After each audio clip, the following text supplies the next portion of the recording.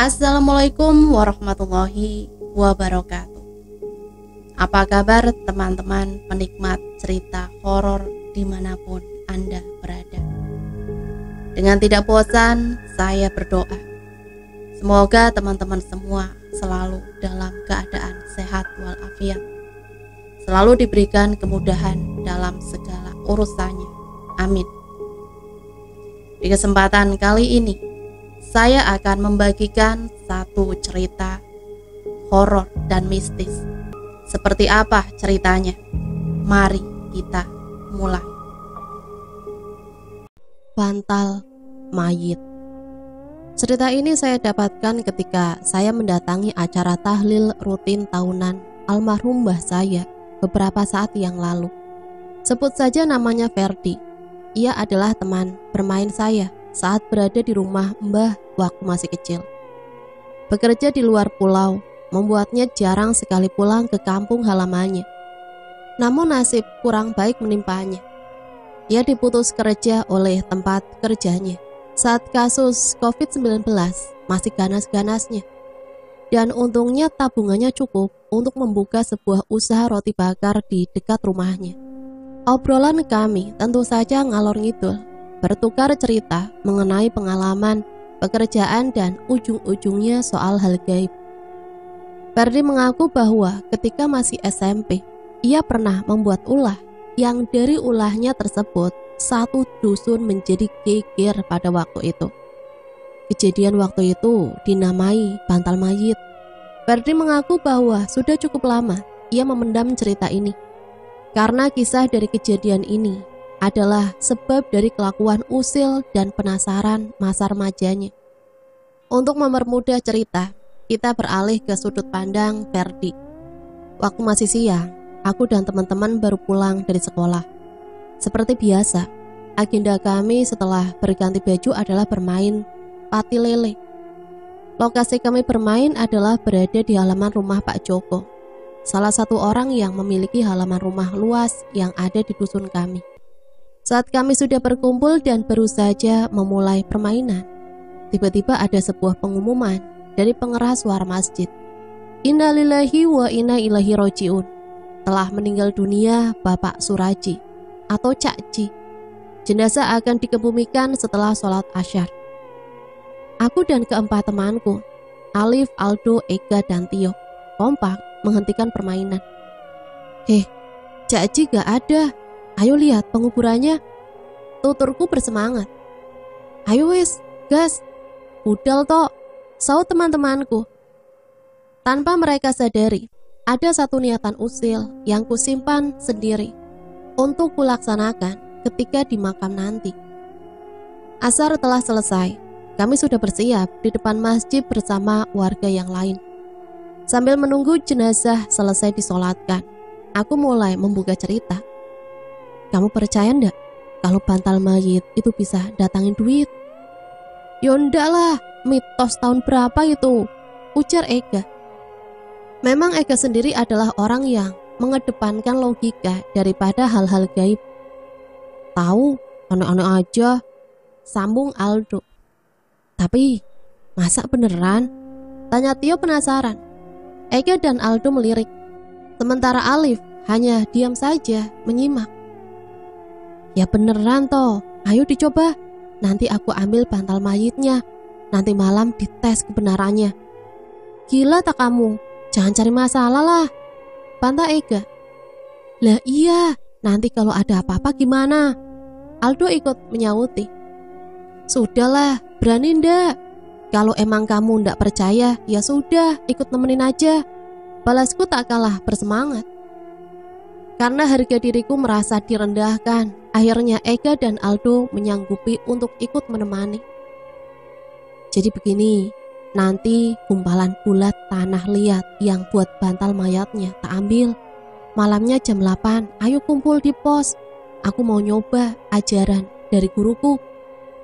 Mereka tidak menjawab, juga tidak membantah. Rupanya ada rasa penasaran, sekaligus gengsi, karena tidak ingin dicap penakut olehku. Setelah itu jenazah sudah selesai disolatkan dan diberangkatkan. Kami mengikuti iring-iringan menuju makam.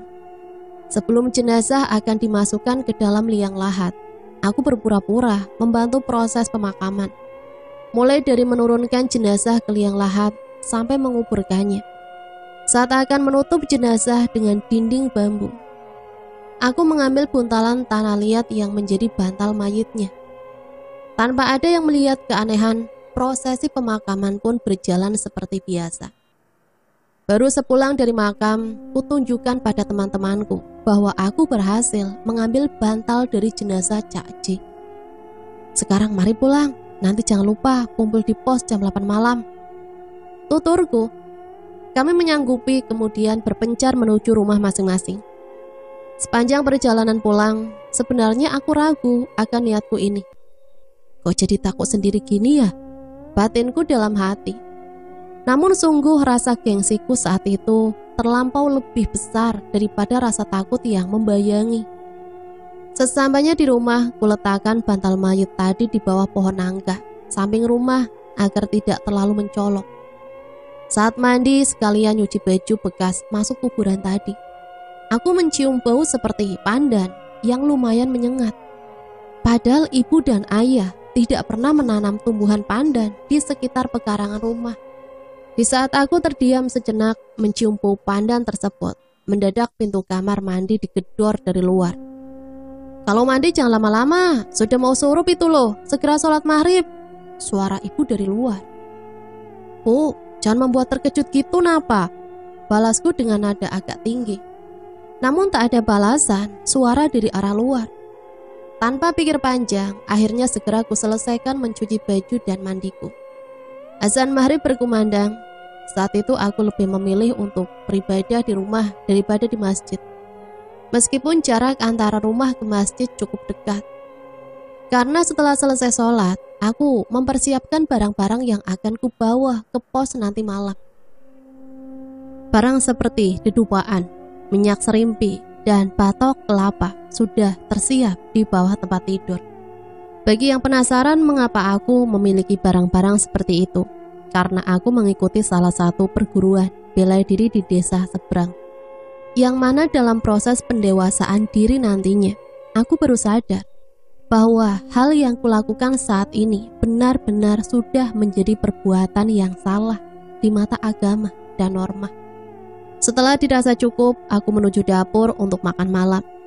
Di sini aku kembali mencium aroma pandan. Kali ini lebih menyengat, namun ku yakinkan diri dengan prasangka mungkin saja tetangga sedang memasak pandan, sehingga aromanya sampai ke rumahku. Sehabis makan kulanjutkan dengan sholat isya. Setelah selesai dan sambil menunggu waktu, aku pun membuat kopi. Ketika sudah mendekati jam 8, aku pamitan kepada ibu akan pulang lebih larut karena akan ikut bergadang di pos ronda. Ibu hanya berpesan jangan pulang terlalu larut karena ibu takut bila harus di rumah sendirian setelah ada tetangga yang meninggal. Mengingat bapak juga pasti ikut tahlil dan juga begadang di rumah almarhum Cak J. Agar ibu tidak rewel, aku iakan saja ucapan dari beliau. Setelah itu aku berjalan menuju ke pohon nangka tadi. Kucek bantalan lemah mayit tadi. Ada sedikit aroma pandan di sekitarnya. Kuciumi kumpalan bulat dari tanah liat itu. Tak berbau. Sebenarnya ada perasaan sedikit merinding pada waktu itu. Namun karena ada misi yang harus kulakukan, maka hal-hal tersebut aku sebut sebagai bebauan biasa saja. Saatnya menuju pos ronda. Malam itu nampak berbeda. Hawanya dingin, mencekam. Sangat jarang sekali ada aktivitas orang di luar rumah. Walaupun tahlilan Cak J sudah selesai. Memang di dusunku ini jarak rumah antar tetangga berbeda-beda. Ada yang dekat satu rumah dengan yang lain. Ada pula yang dipisahkan oleh kebun. Pos rondanya sendiri berada sedikit berdampingan dengan gapura dusun. Di belakangnya terdapat deretan pohon bambu yang rindang. Sedangkan di depannya adalah kebun warga yang biasanya digarap oleh almarhum Cak J. Almarhum memang selain menjadi tukang becak, beliau juga bekerja serabutan. Salah satunya adalah dengan menggarap kebun dan memperbaiki atap rumah yang bocor. Almarhum juga memiliki kepribadian yang baik di mataku dan masyarakat luas. Sayang kebaikan almarhum tercoreng oleh ulah usilku dan kawan-kawan. Pos ronda sudah dekat. Terlihat di sana Ega, Aldo, Alif, dan Tio sudah duduk di pos. Tak kira nggak jadi. Lah iya, ketuanya malah terlambat. Ini gimana? Ucap Tio dan Alif bersamaan. Loh, disiapkan sematang mungkin biar acaranya berjalan lancar, balasku. Ega dan Aldo yang sedari awal memang tidak setuju dengan hal yang aku lakukan, hanya diam saja. Mungkin mereka merasa ngeri bila terjadi hal yang tidak diinginkan. Untungnya untuk mengusir hawa dingin dan rasa tegang, teman-temanku ini membawa beberapa cemilan dan juga kartu remi. Ya, sekedar menghabiskan waktu, biar nanti proses ritualnya dimulai agak malaman. Fer, kamu yakin tak dengan apa yang akan kamu lakukan? Tanya Ega memecah keheningan. Yo yakin kalau aku, Alif dan Tio saja yakin.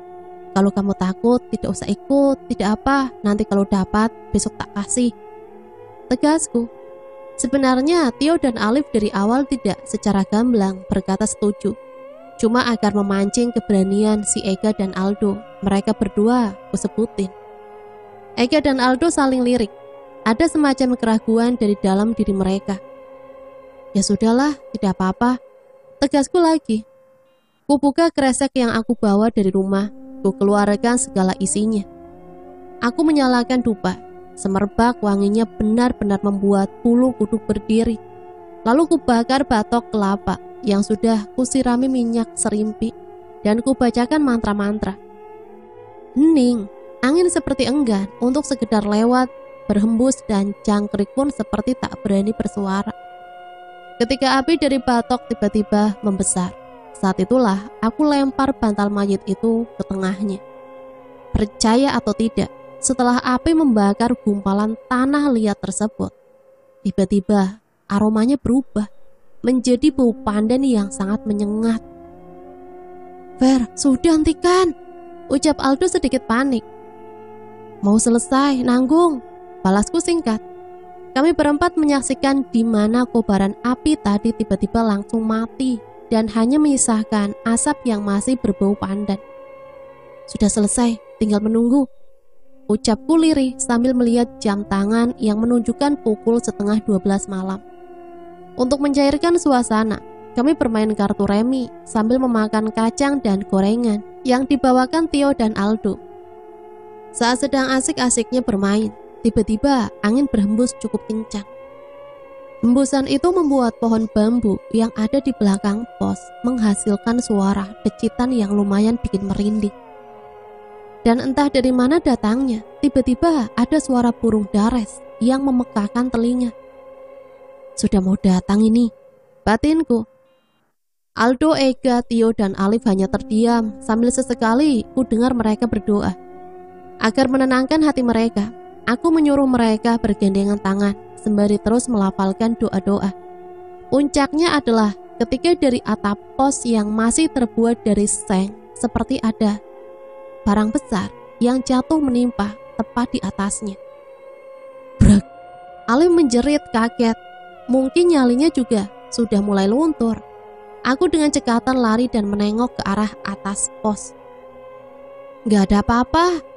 Ega, Aldo, Alif, dan Tio juga ikut lompat keluar pos dan melihat ke arah atas. Kami yang masih terkejut dan sedikit diliputi rasa takut juga terheran-heran. Barang sebesar apa yang barusan jatuh sehingga menimbulkan suara hingga sedemikian keras. Kulihat samping kanan dan kiri pos juga tak ada apa-apa. Agar suaranya tidak terlalu tegang, akhirnya aku mengajak mereka main remi lagi. Sebenarnya mereka sudah ingin pulang karena jam sudah menunjukkan pukul 12:30 dini hari. Namun kularang. Aku beralasan bahwa sebentar lagi kita akan dapat duit. Itu tadi adalah proses ritual yang aku jalani tadi. Mereka sebenarnya mulai tidak percaya. Namun karena sudah terlanjur ikut, mereka sepertinya terpaksa ikut menunggu hasil yang aku janjikan. Tanpa mereka sadari bahwa ritual yang kulakukan tadi bukan untuk mendapatkan uang. tapi untuk mendatangkan arwah. Kami melanjutkan bermain remi dan terlihat suasana juga sudah mulai cair. Ketika salah satu dari kami kalah, maka leher pemain yang kalah harus mengganjal sebuah korek api sebagai hukumannya. Dan itu cukup membuat kami kembali tertawa lepas. Sampai ketika sedang asik-asiknya, salah satu kartu Tio jatuh lewat sela-sela lantai pos ronda. Karena waktu itu dia bilang yang jatuh adalah kartu as, maka ia pun turun dari pos untuk mencari kartu kemenangannya tersebut. Saat ia menyalakan senter dan hendak mencari kartu, ia melihat seperti ada kain putih yang membentuk seperti raga manusia. Berusaha meyakinkan penglihatannya, ia menyenteri kain itu dari kiri dan kanan. Saat menyorot ke kanan, Tio berhasil melihat wajah dari pemilik kain tersebut. Caci, ucap Tio gemetaran. Wajah yang ia lihat sebagai almarhum Caci itu pun tersenyum, menyeringai sambil dari matanya mengeluarkan air mata. Kembalikan bantalku, nak, ucap sosok tersebut lirik. Rek, dan cuk, pocong cuk, teriak Tio histeris. Kami semua yang ada di atas pos langsung turun dan memperhatikan bawah pos. Dengan keadaan yang sama, kami semua dapat melihat sosok pocong yang menyerupai almarhum Caci. Nak, kembalikan bantalku. Kami semua berteriak histeris dan lari tunggang langgang meninggalkan pos. Kami semua lari, pulang menyebar ke rumah masing-masing. Sesampainya di rumah, aku langsung membasuh kaki dan tangan, kemudian masuk menuju kamar ibuku. Ibuku yang tahu, biasanya aku tidur sendiri, menanyakan kenapa aku tiba-tiba tidur di kamarnya. Aku jawab dengan gelengan kepala. Dalam ketakutanku, aku menutupi wajahku dengan bantal. Bayangan wajah dari sosok tersebut sungguh benar-benar di luar dugaanku. Besok aku ke rumah guru saja. Aku kapok, tidak mau mengulanginya, gerutuku dari dalam hati. Sampai dalam keadaan antara takut dan ngantuk, itulah akhirnya aku bisa benar-benar tertidur. Esok paginya aku bangun dalam keadaan badan sakit semua. Mungkin ini efek dari ritual tadi malam, pikirku. Karena saat itu libur semester, jadi aku berniat pergi ke rumah teman-temanku. Setelah sarapan, aku pergi ke rumah Ega. Namun ketika sampai sana, rumahnya masih ditutup. Aku beloklah ke rumahnya Aldo. Ternyata kata bapaknya, ia sedang mengantar ibunya ke pasar. Lalu aku bertemu dengan Alif. Ia berkata bahwa setelah melihat pocong yang mirip Caci itu, ia tidak bisa tidur semalaman. Bahkan saking takutnya, ia pindah tidur di kamar kakaknya. Halah penakut, itu aja pindah tempat tidur, pancingku. Aku sendiri memang suka ngompor-ngompori teman-temanku ini, biar aku kelihatan sedikit lebih jago dan laki dari mereka. Padahal mah aslinya juga sama aja. Ya sudah, ayo ke rumahnya Tio, ajak Alif. Aku mengiyakan. Sesampainya di sana, ibunya bercerita bahwa Tio sedang sakit demam tinggi. Dalam waktu tertentu, ia mengigau dengan memanggil-manggil nama Caci dan teriak-teriak ada pocong. Ibunya Tio bertanya, sebenarnya tadi malam itu ada apa? Kok bisa sampai Tio seperti itu? Aku dan Alif saling pandang, namun agar tak terkena omelan ibunya Tio, aku pun menjawab bahwa memang semalam kami di pos ronda, hanya kumpul-kumpul biasa. Cuma waktu Tio hendak mengambil kartunya yang jatuh di bawah pos, ia melihat sosok pocong yang wajahnya katanya mirip almarhum Caci. Alif pun mengiyakan ceritaku. Ibunya menghela nafas panjang, kemudian berkata, besok-besok hati-hatilah nak, masa iya tali pocongnya lupa dilepaskan? Kalau itu saya juga tidak tahu bu. Ya sudah, kalau gitu saya dan Alif pamit, biar Tio istirahat, biar segera sembuh. Iya, makasih ya nak, dijaga dirinya, ucap ibu Tio. Setelah itu aku pun juga pamit kepada Alif karena aku mau menuju ke rumah guru bela diriku. Kami berpisah di persimpangan dusun.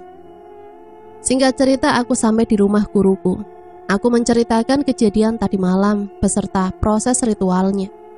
Raut muka guruku tampak merah padam, namun beliau tidak sampai emosi. Beliau hanya menghela nafas panjang, menyalakan sebatang rokok kemudian menghisapnya dalam-dalam. Ini juga salah aku, karena aku yang memberitahu ilmunya. Yang sudah, biarlah kita tunggu sampai 7 harinya. Setelah itu, kita selesaikan semuanya. Aku hanya menunduk, tanpa sadar air mataku juga menetes. Aku sadar, aku telah salah. Sekarang pulanglah, beritahu keluarga dan teman-temanmu, jangan sampai keluar rumah di atas jam 9 malam. Pesan guruku. Aku mengangguk tanda paham apa yang beliau pesankan. Setelah salim, aku langsung pamit. Tak lupa aku mampir ke rumah teman-temanku untuk menyampaikan pesan dari guruku. Walaupun orang tua mereka nampak aneh dan heran, namun aku meyakinkan mereka bahwa dalam 7 hari ke depan akan ada sesuatu yang buruk. Setelah itu aku pulang ke rumah. Di sana ibu dan ayah sudah menunggu. Setelah aku ceritakan semua runtutan kejadian semalam, sudah pasti aku mendapat amukan besar dari bapak dan ibuku. Bahkan satu tamparan keras ayah mendarat di pipiku. Anak kurang ajar. Kalau sudah begini, terus bagaimana? Dusun malah jadi tambah menakutkan. Aku menerima dan pantas mendapatkan tamparan atas kebodohanku. Aku hanya berkata bahwa guru akan membantu setelah lewat acara 7 hari tahlilnya almarhum. Selesaikan apa yang sudah kamu mulai. Ketika semua sudah selesai, keluar dari perguruan itu. Aku mengangguk, memang aku juga sudah kelewat batas. Dan kejadian ini juga benar-benar mengubah hidupku. Siang berganti sore, sore berganti malam. Hingga tiba saatnya acara tahlil di rumah almarhum Cak Ji. Aku ikut sebagai salah satu cara penebusan dosaku untuk almarhum karena sudah berbuat tidak benar. Di sana juga ada ayah dari Ega, Aldo, Tio, dan Alif. Mata mereka menatap tajam ke arahku. Mungkin mereka sudah tahu cerita yang sebenarnya kami lakukan pada malam itu. Sepanjang tahlil aku banyak menunduk karena terus-menerus dilihat oleh ayah dari teman-temanku itu. Setelah tahlil selesai, aku langsung pamit pulang duluan. Tak lupa pula aku girit bapakku. Setelah sampai rumah, aku menceritakan pesan guruku kepada bapakku bahwa jangan sampai ada yang keluar rumah di atas jam 9 malam. Mula-mula bapak tidak percaya. Namun cerita yang berkembang di keesokan harinya merubah suasana dusunku dalam sekejap. 2 korban teror pertama adalah seorang pedagang tahu tek dan seorang warga yang jaga ronda. Kita mulai dari pedagang tahu tek dulu. Di dusunku memang ada penjual sate dan tahu tek yang kadang lewat pada malam hari. Jamnya pun tidak menentu, kadang jam 8, jam 9, bahkan pernah jam 11. Waktu itu sudah jam 11 malam. Ia mendorong gerobaknya sambil memukulkan sendok ke wadah kerupuk yang terbuat dari seng, sehingga menimbulkan bunyi. Saat melewati pos ronda, ia melihat satu orang. Kemudian orang tersebut pesan 2 porsi tahu tek. Beliau membuatkannya dan orang tersebut berpesan bahwa tahu teknya dimakan di situ saja. Selesai dibuat dan dihidangkan, orang tersebut pun makan tahu tersebut dengan pelan-pelan. Sambil menunggu orang tersebut selesai makan, pedagang tahu itu pun memeriksa kompornya. Saat akan menutup kompornya, orang yang membeli tadi berucap, "Pak, sampun." Ketika ia berdiri dan melihat ke arah pos, ia melihat sosok pocong sedang membelakangi dirinya. Di dekat sosok itu ada 2 piring yang sudah bersih dengan ada 2 lembar uang 5 ribuan di atasnya. Orang tersebut pun dengan mata terpejam, kemudian mendorong gerobaknya perlahan sambil berucap, "Uangnya sampean bawa saja," sambil terus mendorong gerobaknya menjauh dari pos ronda. Setelah agak jauh baru ia berlari sambil mendorong gerobaknya. Itu dari sisi pedagang tahu. Sekarang dari sisi orang yang mau jaga ronda, yang kita sebut saja namanya Mas Kis. Mas Kis ini sebetulnya dapat giliran jaga ronda bersama dengan ayah Tio. Namun karena ayahnya Tio sudah aku beritahu pesan dari guruku, maka beliau memang sengaja tidak keluar rumah. Apesnya Mas Kis tidak diberitahu oleh ayahnya Tio, sehingga ia dengan santainya berjalan ke arah pos ronda. Mas Kis sendiri sedari awal sudah curiga dengan keadaan dusun yang tidak seperti biasanya. Mencekam.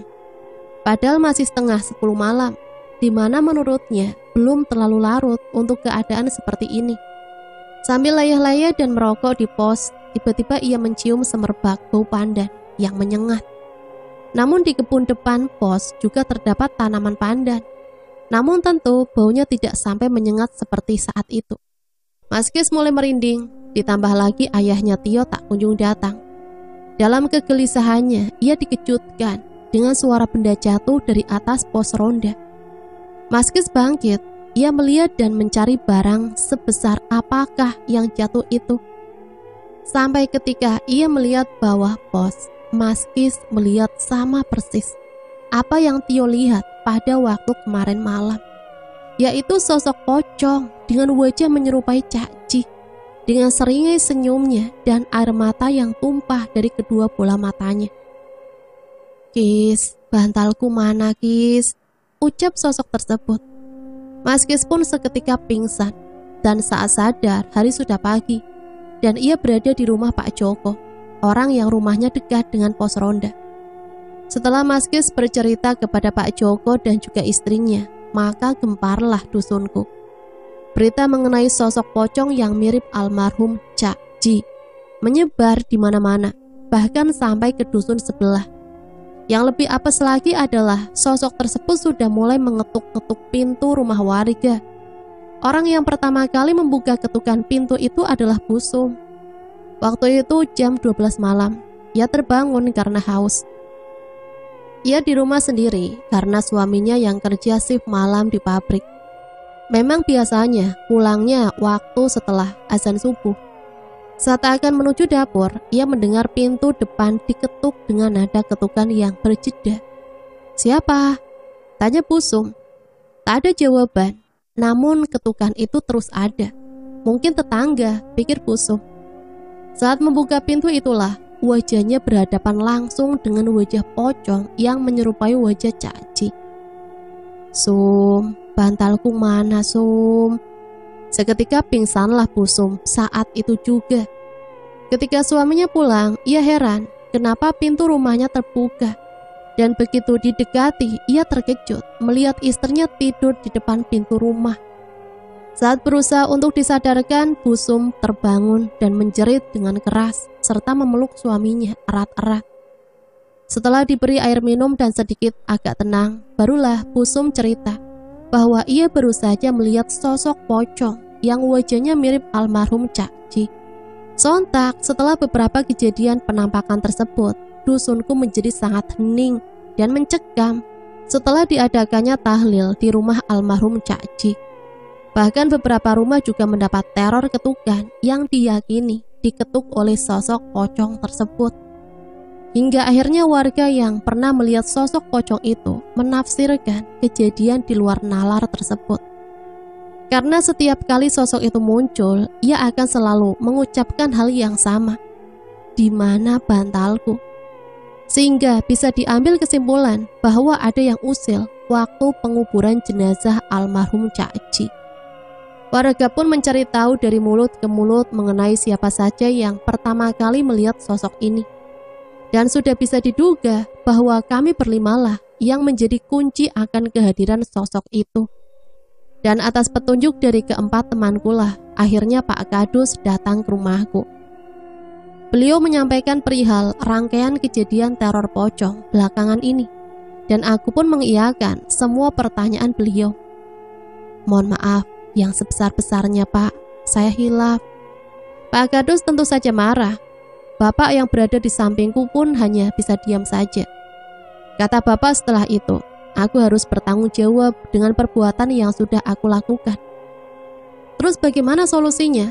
Orang-orang sudah takut semua karena ulahmu," tanya Pak Kadus dengan nada tinggi. "Menunggu 7 harinya, Pak. Nanti saya sama guru yang akan menyelesaikannya." "Ya sudah, saya pegang ucapanmu. Kalau sampai tidak tuntas, kamu akan saya laporkan ke polisi," tegas Pak Kadus. Setelah memarahi begitu, beliau langsung pamit undur diri kepada bapak dan ibu. Ibu sempat menangis karena mengira aku akan dipenjara. Namun aku meyakinkan ibu dan bapak bahwa aku dan guruku bisa menyelesaikan ini semua. Hari berlalu, teror pocong yang menyerupai sosok Cak Ji pun kian meresahkan. Isu terbaru saat itu mengatakan bahwa sosok tersebut pulang ke rumah almarhum dan menampakkan wujudnya di depan istri dan anaknya sambil menangis, meminta bantalnya kembali. Aku ingat hari itu adalah hari ke-6 acara tahlilan Cak Ji. Aku tidak berani ikut tahlil semenjak Pak Kadus memarahiku. Namun aku tetap mendoakan dan meminta maaf kepada almarhum meski dari rumahku. Bapak sudah pulang dan seperti biasa, setelah tahlil suasana dusun menjadi sangat sepi. Aku sedang berada di kamar dan entah mengapa aku belum juga mengantuk. Padahal tadi sore aku masih sempat ikut bermain sepak bola di lapangan bersama teman-teman yang lain. Harusnya dengan keadaan capek, aku mudah untuk tidur. Tapi tidak dengan hari itu. Badanku sudah kurebahkan, namun mata juga masih enggan untuk terpejam. Sampai ketika aku melihat jam dinding ternyata sudah pukul 12:30 dini hari. Sebenarnya aku haus, namun ada rasa enggan untuk keluar kamar. Sampai tiba-tiba suasana kamar menjadi sangat hening. Hanya menyisakan suara detik dari jam dinding, dan entah dari mana datangnya muncul bau pandan yang sangat menyengat. Aku hafal betul bau ini, bau kemunculan sosok pocong. Aku menutupi diri dengan selimut sambil banyak-banyak beristighfar. Namun tiba-tiba aku mendengar jendela kamar seperti terbuka. Aku kaget bukan main, saking kaget dan takutnya sampai-sampai mataku mengeluarkan air mata. Aku memberanikan diri untuk melihat apakah benar jendelaku terbuka. Dan memang benar saja, jendelaku memang terbuka lebar. Namun bukan itu saja, melainkan ada hal lain yang sampai saat ini akan kuingat sepanjang hidupku. Ya, sosok pocong itu ada di sana.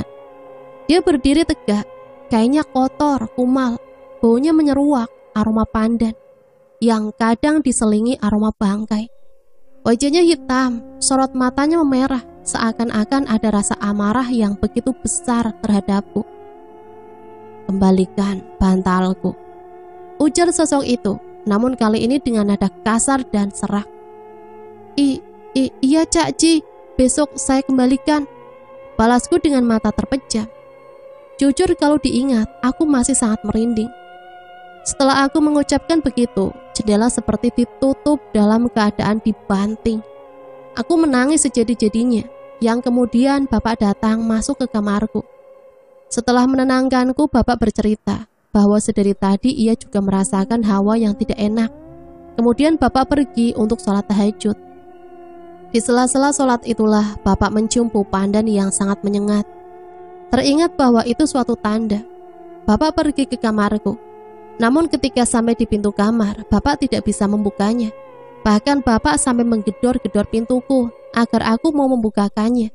Padahal pintu kamarku tidak dalam keadaan terkunci. Bapak kemudian berdoa dan kemudian tiba-tiba pintu kamarku bisa dibuka. Mungkin karena bantuan dari doa bapak lah, sosok itu kemudian menghilang. Ya sudah, bapak akan tidur di sini. Kamu lanjut tidur, kata bapak menenangkan. Akhirnya aku pun bisa tidur dengan tenang pada malam itu berkat bapakku. Esok paginya setelah sarapan, aku izin kepada orang tuaku untuk pergi menemui guruku. Karena nanti malam merupakan 7 hari kematian almarhum Cak Ji. Sesamanya di tempat guruku, beliau rupanya sudah mempersiapkan segala hal untuk ritual nanti malam. Kamu waktu itu melakukannya di mana? Di pos ronda, Bah. Ya sudah, nanti setelah tahlil ayo ke sana. Dan ini harus dikerjakan oleh 2 orang, aku dan kamu. Yang lain tidak boleh ikut. Sudah, sekarang pulanglah, ujar guruku. Aku pamit, tak lupa pula aku salim kepada beliau. Sampai di rumah, bapak menyuruhku agar bapak banyak berzikir dan menyiapkan mental untuk ritual nanti malam. Bapak dan ibu bakal membantu berdoa di rumah. Aku menangis gara-gara ulahku. Mereka jadi ikut-ikutan sengsara. Iya pak, terima kasih banyak. Ferdi bakal menyelesaikannya nanti malam. Waktu berlalu, acara tahlil sudah selesai. Setelah pamitan, aku berangkat menuju ke pos ronda. Di sana guruku sudah menunggu. Sudah siap? Iya. Guruku mengeluarkan barang-barangnya. Namun maaf, aku tidak berani mengatakan nama-nama barang tersebut karena takut nanti akan disalahgunakan. Kemudian guruku menanyakan media apa saja yang kupakai waktu itu.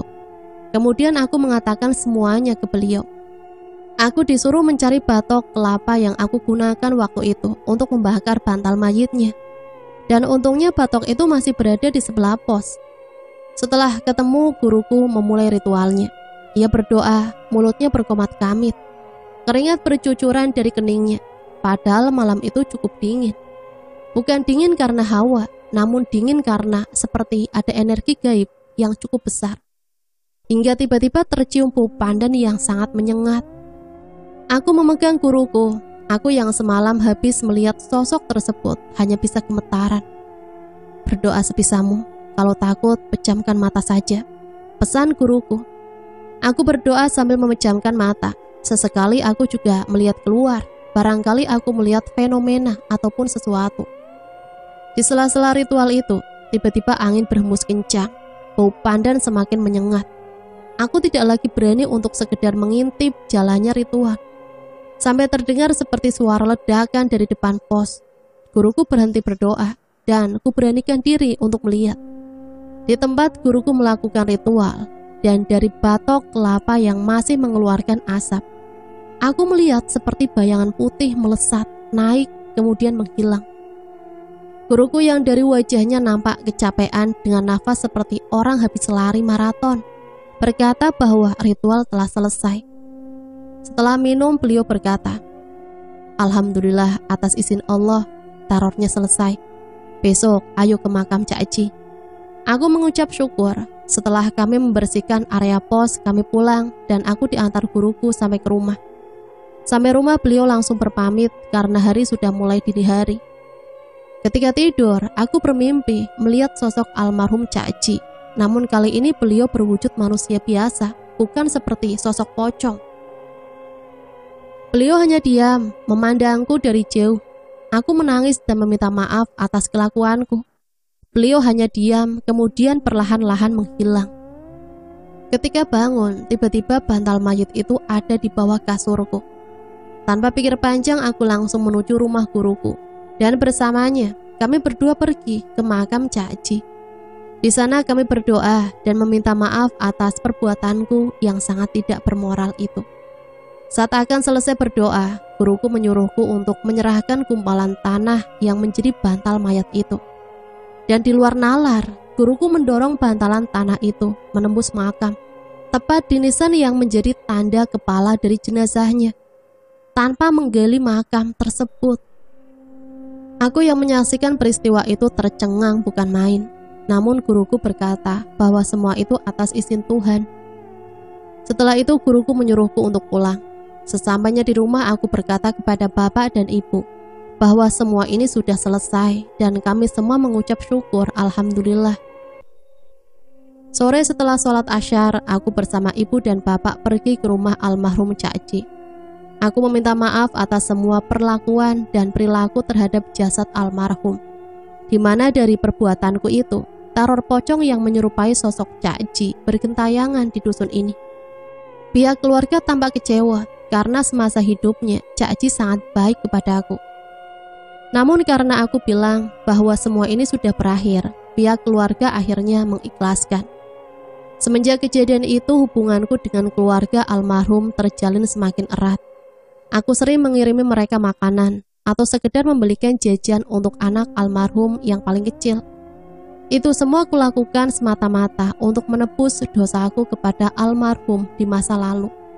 Sedangkan hubunganku dengan teman-temanku malah kebalikannya. Kami seperti acuh tak acuh selepas peristiwa itu. Bahkan Tio kini sudah tidak lagi menyapa atau membalas sapaanku ketika kami berpapasan atau sedang dalam acara yang sama. Bahkan setelah aku pergi bekerja merantau keluar pulau. Dalam lamunanku kadang aku juga merindukan teman-temanku. Namun aku juga sadar diri mereka begini tentu karena ulahku pada waktu itu. Hingga akhirnya aku kembali ke dusun.